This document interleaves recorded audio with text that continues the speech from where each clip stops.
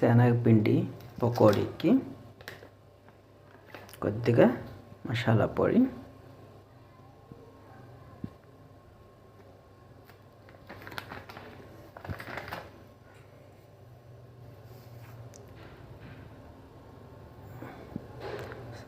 Salt తగినంత,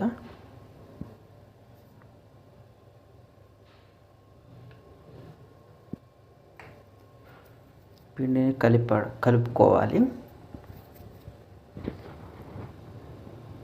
పకోడీకి ఉల్లిపాయ cut చేసి పెట్టుకోవాలి, పచ్చిమిరపకాయ, కొత్తిమీర కట్ చేసుకొని పకోడీకి పిండి ముందుగా ప్రిపేర్ చేసుకున్న పిండిని అందులో ఇవి మిక్స్ చేసుకొని కలుపుకోవాలి.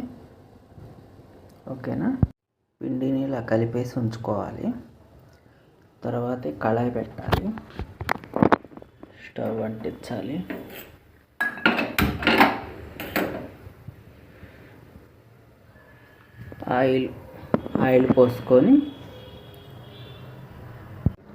ఆయిల్ పోసుకున్న మరుగుతుంది.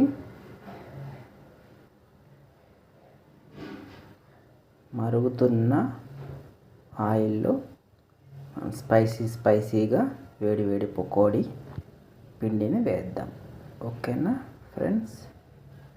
వేడి పకోడీలు ఉడుకుతున్నాయండి. బాగా ఎరుపు రంగులో వచ్చేదాకా ఉంచి స్పైసీగా ఉంటాయి. పిల్లలు స్కూల్ నుంచి రాగానే తింటాకి బ్యాచిలర్లు చేసుకోవచ్చు. చాలా బాగుంటుందండి రెసిపీ. మీరు ట్రై చేయండి, టేస్ట్గా ఉంటుంది. వేడి పకోడీ రెడీ అయిపోయిందండి. స్పైసీగా చాలా టేస్ట్గా ఉంటుంది. కొత్తిమీర వేస్తే ఆ కొత్తిమీర ఫ్లేవర్ టేస్ట్ మనకి తెలుస్తుంది.